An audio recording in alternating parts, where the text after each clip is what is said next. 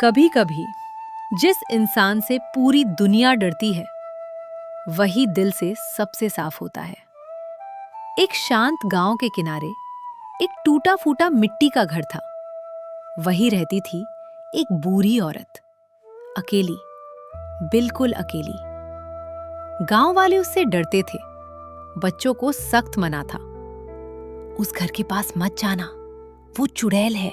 कमजोर शरीर, कांपते कदम, फिर भी वो रोज अपने काम करती, जानवरों को खाना देती, अपने छोटे से आंगन में पौधों को पानी देती, दूर खड़ी बच्चों को खेलते देखती, पर कभी पास नहीं जाती। जब भी वो गांव की तरफ आती, लोग चुपचाप रास्ता बदल लेते।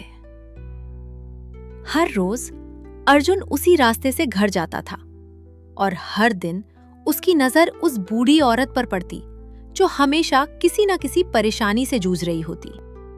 लेकिन एक दिन अर्जुन ने देखा वो भारी पानी की बाल्टी उठाने की कोशिश कर रही थी। अचानक उसका संतुलन बिगड़ा और वो गिर पड़ी। अर्जुन बिना सोचे दौड़ पड़ा। दादी, आप ठीक हो? उसने उसे सहारा देकर बैठाया, पानी दिया और धीरे धीरे खड़ा किया। औरत हैरान थी और बोली, तू मेरी मदद कर रहा है? सालों बाद किसी ने मुझे छुआ है। तुझे डर नहीं लगता? सब मुझे चुड़ैल कहते हैं। अर्जुन मुस्कुराया। नहीं दादी, मुझे तो आप मेरी दादी जैसी लगती हो। अर्जुन की बात सुनकर बूढ़ी औरत की आंखें भर आईं। लोगों ने मुझे इतना अकेला कर दिया कि मैं खुद को भी भूल गई। कुछ पल चुप रहने के बाद बूढ़ी औरत ने हिम्मत जुटाकर अर्जुन से पूछा, बेटा, क्या तू मेरी एक मदद करेगा? हाँ दादी, जरूर। मैं अपने आंगन में सब्जियां उगाना चाहती थी, लेकिन अब ताकत नहीं बची। अर्जुन ने तुरंत उसका हाथ पकड़ा। धीरे धीरे उसे उसके छोटे मिट्टी के घर के अंदर ले गया। उसे आराम से बिस्तर पर लिटाया, तकिया ठीक किया। अर्जुन बाहर आया और पूरी लगन से मिट्टी खोदने लगा। अचानक उसका औजार किसी चीज से टकराया।